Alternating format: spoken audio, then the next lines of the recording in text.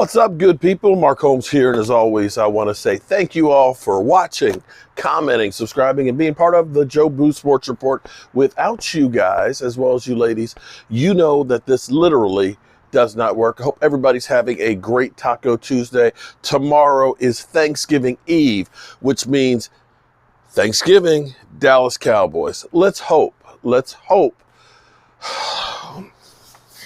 that the Cowboys don't ruin our Thanksgiving dinner. Here's what I'm going to do. I'm going to be cooking early. I'm going to be making sure that during the Detroit Lions game, that's when we're going to eat dinner. And I will be downstairs. I ordered, just in case, the big sub. And I'm thinking about doing some chicken wings too, just in case, because I've never done chicken wings on Thanksgiving. I just haven't. And I always say, oh, I'll take the turkey wing. No, the turkey wing ain't doing it. The turkey wing ain't doing it. So I'm going to have some chicken wings, and I got myself the big sub. And I think what I'm going to do is, here's what I'm going to do. It's pretty much just going to be me here. All right? So I think what I'm going to do is I'm going to go ahead and make a turkey leftover sandwich. I don't think I'm going to do maybe I will do the whole thing. But I'm going to take, I got spiral sliced ham. I've got turkey.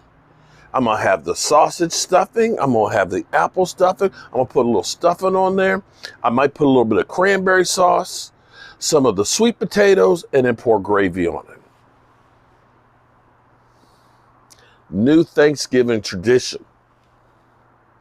We'll see if it works. I got to do something, man. We got to get this win over the New York Giants. I could not handle if we lost to the New York Giants. But all serious, though, the seriousness now. Couple of things. All the prizes that were won over the weekend, shout out to everybody who's come in and been part of the channel and stuff. I've got all those varnished up and done. They'll be going out tomorrow. Shirts. People have been asking about the shirts. Shirts. My wonderful bride, Tracy, has actually got them all set up. They are now. So if you like the shirt I'm wearing, like right here, okay, or some of the other ones, Weedham Boys, with the heart and stuff on there, they're on cowboyjoeboo.com. That is my store. So if you want to get something, she's actually got stuff on sale for Christmas and things on there. If you want one of my racks or the Joe Bardies or anything like that, something different for your man cave, handcrafted, made in America, check that out. So our Dallas Cowboys did look pretty good against Minnesota. But we know the NFL, a team can look really, really good and then all of a sudden go to crap. Last year, the first 8 games of the season, we looked really, really good. And then we started to have injuries that piled up on us. Tony Pollard had the plantar fasciitis. Zeke Elliott had the PCL. We lost Blake Jarwin for most of the season there. Michael Gallup ended up getting the calf injury. Dak got the calf injury. At least Dak only missed 1 game. We had CeeDee Lamb get COVID and an attitude. And we even had a concussion for CeeDee Lamb. And by the time and Tyron Smith, oh, Lordy, the big fella, he was in and out the lineup too. So by the time we got to the playoffs, we weren't playing our best football, which is ideally the time that you really need to be playing your best football. It doesn't matter how good you've done in the regular season.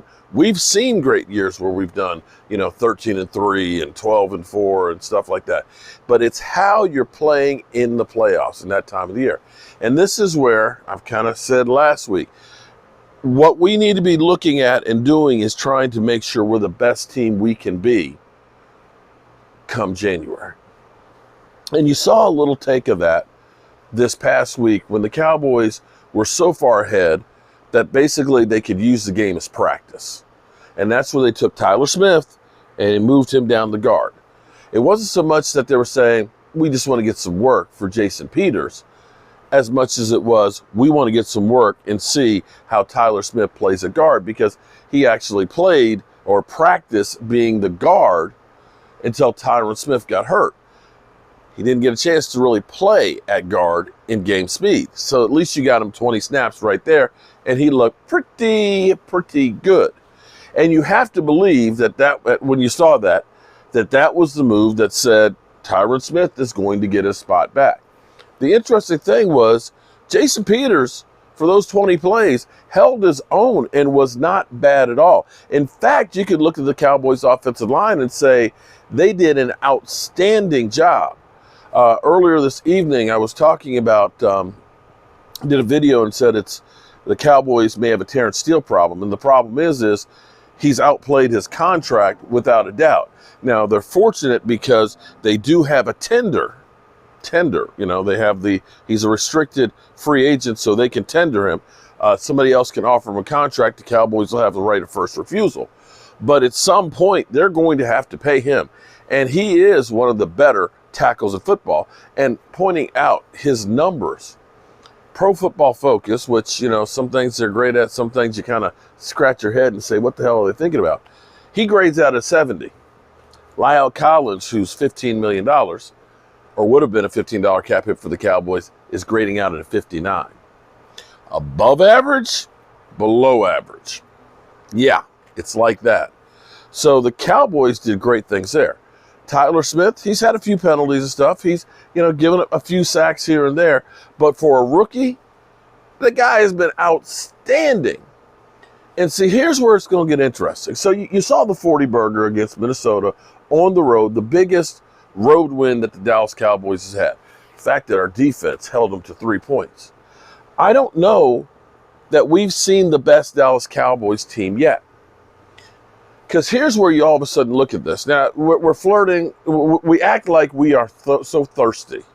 I've never seen anybody as thirsty as the Dallas Cowboys are for Odell Beckham Jr. I mean, everybody, including the damn ball boy, anybody that knows Odell, they got him on speed dial. It's literally like, I feel like, when you're in high school and you got a friend that knows this girl and stuff, or it's his cousin and things like that. Hey, man, put in a good word for me, man.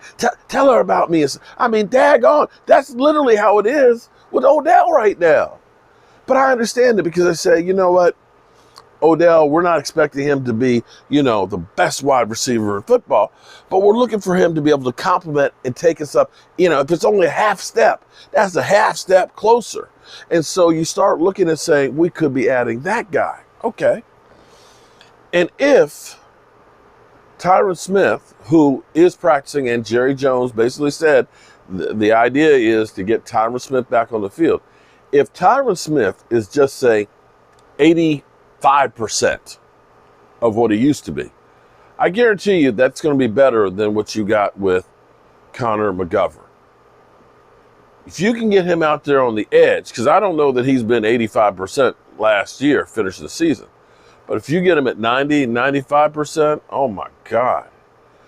You put him healthy out there to just have to play 5 or 6 games in the regular season and maybe 3 games, 4 games in the playoffs. That's all you need. Because now you got a road grader at guard. Well, actually, you got 2 road graders at guard. You will be able to run the football like you have not in like forever. And then you start saying, yeah, we can have Odell Beckham Jr. too, who can help out in the passing game. But not just that. That right there would say, that right there is a big improvement of getting 2 guys. You've got an all-pro tackle who's a Hall of Famer right there. Odell's not a Hall of Famer. I mean, that catch, yeah, that's probably in the Hall of Fame, but he's not a Hall of Fame wide receiver yet. But be that as it may, you can get better on defense too. Anthony Barr's been nicked up, and at some point, that hamstring will get better. You'll get him back on the field. I think they're a better team with him. But see, you've got a couple of other pieces that are green that are getting some experience. One is Damone Clark. Damone Clark, who, I thought it was going to be a redshirt season for him. He's had some flashes and shown the speed and quickness that he has out there. He has to just get some experience and get some confidence. He may be a bonus where you can use him in certain situations where you want a little bit more speed attacking. But more than that, I'm going to say Sam Williams, because Sam Williams is very raw, but he has the physical tools the strength, the speed, the tenacity, the anger issue, that he will get better as the season goes on. I believe he's got 3 sacks right now. Forgive me for snorting. I'm sorry. The microphone's right here. I got to remember not to do that. I just kind of got a little hakama in there. Sorry. But here's the thing that's cool, or what's kind of crazy. Think about Randy Gregory, okay? We got bent out of shape. I was like, oh my God, how you going to let Randy Gregory go? Oh my God. I've got a video I'm going to do about this in the same way I did about Terrence Steele and Lyle Collins. I got to do one about Randy Gregory. And basically, I hate to say it, I have to give praise to Stephen Jones, because Stephen Jones was right on a couple of things. Not Amari Cooper, but he was right on a couple of things. But here's what's crazy. Sam Williams has already got 3 sacks. Has only been playing very little. When we talk about Randy Gregory, do you realize that Randy Gregory's best season, which was last year, was like 6 sacks and like 22 pressures? 6 sacks and 22 pressures. And they looked at paying him $75 million. Sam Williams, who's a rookie, not making anywhere near that kind of money, has 3 sacks in limited play right now. I'm betting by the end of the year that he'll have that 6. But let me give you an even better one. And this will be just a preview of this video tomorrow. We called Stephen Jones Cat Boy. Man, I'm sick of Stephen Jones, man. When Stephen Jones takes over, we're screwed, man. He don't take no risk, man. We didn't go out and get all these guys like everybody else, man. We should, oh, man, they don't care about winning. He said, when you look at Dorrance Armstrong, he's right there with Randy Gregory in production. And everybody was like, say, what? Man, Stephen Jones, man, he's on crack. But guess what? Dorrance Armstrong, right now, 10 games into the season, has not 1, not 2, not 3, not 4, not 5, not 6, but 7 sacks in 10 games. Randy Gregory's best season is 6. Let that sink in for a minute. Randy who? So as you start looking at saying Damone Clark, Sam Williams, getting their legs underneath of them, understanding the defense, getting a little bit more playing time, what this is going to do for you is, because you have depth and you can rotate these guys, you're not going to wear them out between now and the end of the season. Other guys, hey, you're a little nicked up. We're going to dial you back a few plays this game, this week, so we don't put you in harm's way. Let these young guys get some experience. Let them go ahead and roll. And then you get a veteran like Tyron Smith back out there. If you could add an Odell, all of a sudden you take a team that's good. And mind you, let me put one thing else out here for you. Talking about Minnesota, right? The big thing now is, Minnesota's point differential is -2. If you take all the points that they've scored versus all the points that were scored against them, it's -2. And that's skewed because the Eagles game and the Cowboys game, we both scored a whole bunch more points. The Eagles were 24-6. We are 40-3. So technically, if you take the Cowboys game away, then instead of them being -2, they're +35. It sounds a lot better there. Now, for those out there that talk about Dak is whack, Dink Mescott, Mr. Dink and Dunk, or like Shady McCoy, who was talking about he didn't impress me because he was doing, only 5 air yards of pass and stuff. He was doing this, that, and the other. Okay, you completed 88% of your passes. You had no interceptions. You were 22 of 25, 278 yards, and you won by 37 yards, by 37 points. If you're blowing them away like that, why would you be chucking the ball down the field 40, 50-yard passes? Just trying to understand that, Shady. Just trying to understand, why would you if you don't have to? But be that as it may. So here's the thing.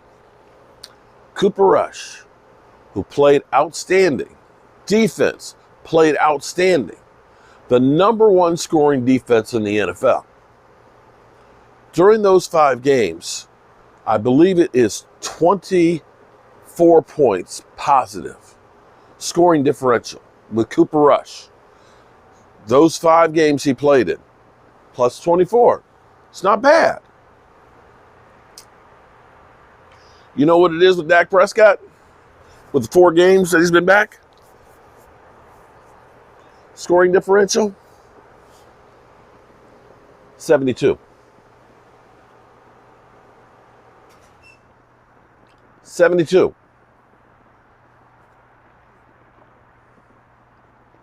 The last 3 games, we've averaged 39 points. The 4 games that he's been back, coming back from a broken thumb, we've averaged 35.4 points. For the season, whole season, the #1 scoring offense is the Kansas City Chiefs at 30 points. The Cowboys went from 27th with Cooper Rush and moved all the way to 7th.